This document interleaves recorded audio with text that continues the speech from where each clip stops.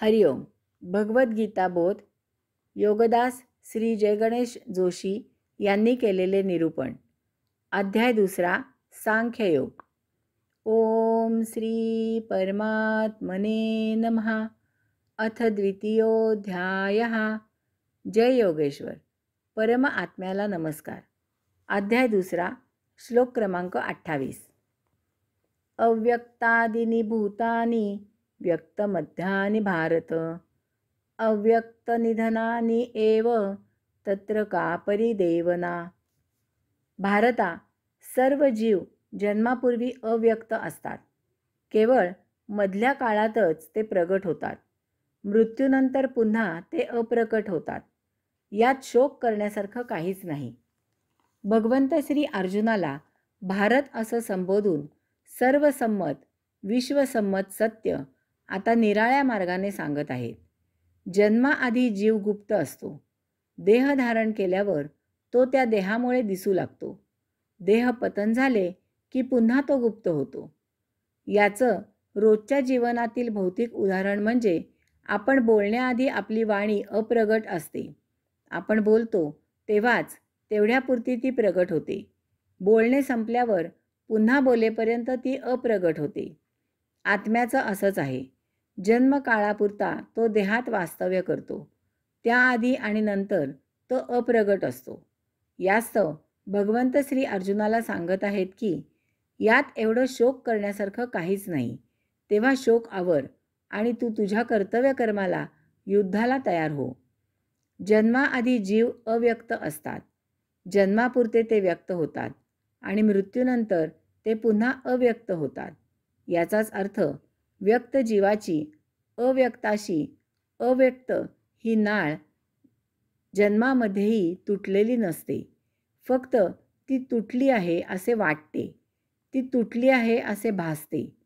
जन्माआधी जीव अद्वैत असतो. मृत्यूनंतर तो अद्वैत असतो. याचा अर्थ जन्मामध्ये सुद्धा तो अद्वैतच असतो. फक्त तो द्वैत भासतो. कारण ही सृष्टीलीला पाहण्यासाठी, या सृष्टीचा आस्वाद घेण्यासाठी त्याने देह धारण केलेला असतो. त्यामुळे अद्वैत द्वैत झालेले असते. अव्यक्त व्यक्त झालेले दिसते. जास्त बरोबर म्हणजे द्वैत व्यक्त झालेले भासते. पूर्वी राजा वेश पालटून नगराचा हाल हवाल प्रत्यक्ष चक्षुर्वै सत्यम पाहण्यासाठी नगरात फेरफटका मारत असे. वेश पालटलेल्या राजाला त्याच्याच नगरातील कोणी ओळखत नसे. राजा नगराची फेरी आटोपून परत राजवाड्यात राजा म्हणून विराजमान होत असे. याचा अर्थ वेश पालटलेल्या वेळी तो राजा नव्हता असं नाही. त्यावेळीही तो राजाच होता, फक्त निराळ्या रूपात होता. त्यामुळे त्याचे राजा हे मूळ रूप ओळखू येत नव्हते. जन्मकाळात आत्मा अद्वैतच असतो. आपल्याला ते ओळखून येत नाही, कळत नाही, समजत नाही एवढेच. पाऊस पडायला झाला की असं म्हणतात एकाएकी प्रचंड किडे तयार होतात. त्या किड्यांना पंख फुटतात. ते उडू लागतात. अशा वेळी सायंकाळ असेल तर हे उडणारे किडे दिव्याला आकृष्ट होतात. दिव्यासभोवती जमा होतात. इतक्यात तो येऊ घातलेला पाऊस येतो. सरीवर सरी कोसळू लागतात. वातावरण पावसाळी होतं. मोठं मनोहारी दृश्य दिसू लागतं. यावेळी ते किडे पटापट मरू लागतात. त्यांचं आयुष्य तेवढंच आणि तेवढ्यापुरतंच असतं. पावसाआधी हे किडे अव्यक्त असतात. पावसापुरते ते व्यक्त होतात.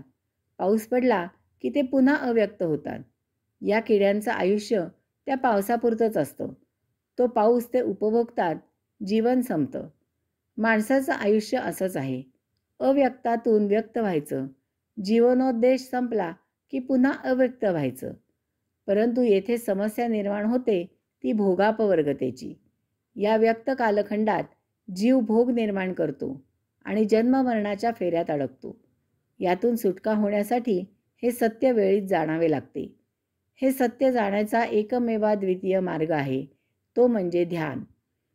जडदेह हा जडसृष्टी पाहण्यासाठी जन्माला आलेला आहे. देहाची इंद्रिय बाह्य दृश्य पाहण्यासाठीच कार्यरत असतात. आपण जर या जड देहादी इंद्रियांच्या बाह्य कर्मात अडकलो तर जन्ममरणाच्या फेऱ्यातूनही सुटका होणार नाही.